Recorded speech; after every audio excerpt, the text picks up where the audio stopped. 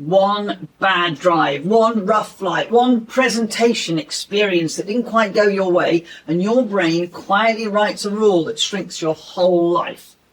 So here's what I mean. Some fear is doing its job. It's a genuine threat. It's right in front of you, and that's rational. It's protecting you. It's keeping you safe from walking in front of the traffic and getting run over. But most of the fear that limits us isn't that.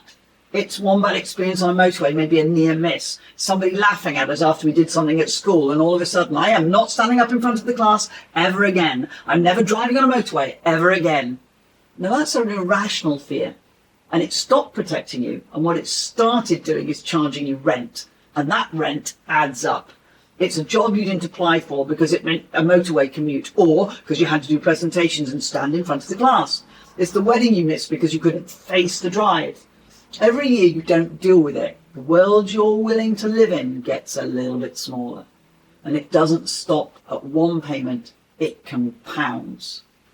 So here's the part most people get backwards.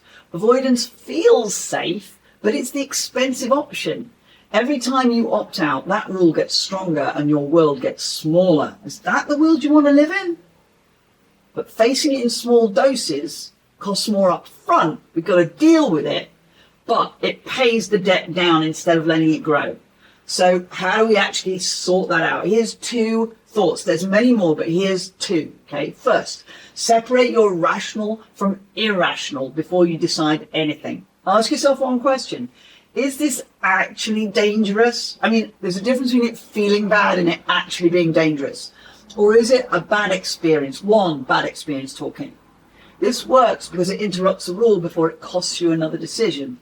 A constant check in front of that automatic shortcut.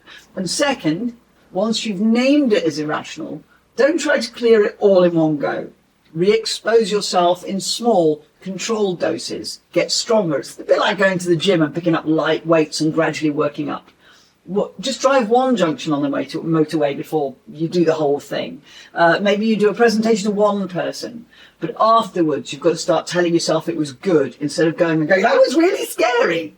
Do one short flight before a long one. And this should work because your brain needs to update the evidence and it not just be willpower.